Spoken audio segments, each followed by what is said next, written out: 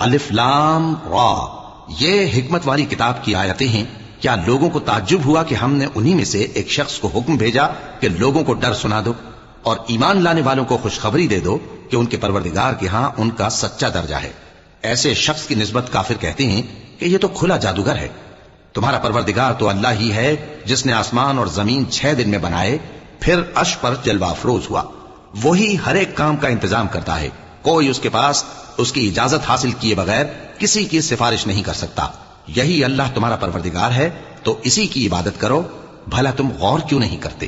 اسی کے پاس تم سب کو لوٹ کر جانا ہے۔ اللہ کا وعدہ سچا ہے، وہی خلقت کو پہلی بار پیدا کرتا ہے، پھر وہی اس کو دوبارہ پیدا کرے گا تاکہ ایمان والوں اور نیک کام کرنے والوں کو انصاف کے ساتھ بدلہ دے۔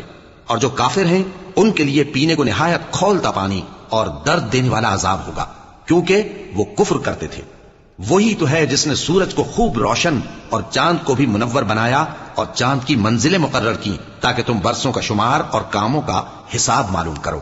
یہ سب کچھ اللہ نے تدبیر سے پیدا کیا ہے، سمجھنے والوں کے لیے وہ اپنی آیتیں کھول کھول کر بیان فرماتا ہے۔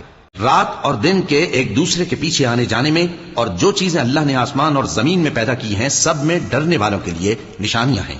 جن لوگوں کو ہم سے ملنے کی توقع نہیں اور دنیا کی زندگی سے خوش اور اسی پر مطمئن ہو بیٹھے اور ہماری نشانیوں سے غافل ہو رہی ہیں، ان کا ٹھکانہ ان اعمال کے سبب جو وہ کرتے ہیں دوزخ ہے۔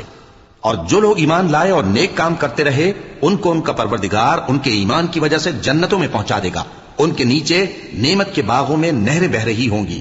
جب وہ ان میں ان کی نعمتوں کو دیکھیں گے تو بے ساختہ کہیں گے سبحان اللہ، اور آپس میں ان کی دعا سلام علیکم ہوگی، اور ان کا آخری قول یہ ہوگا کہ اللہ رب العالمین کی حمد اور اس کا شکر ہے۔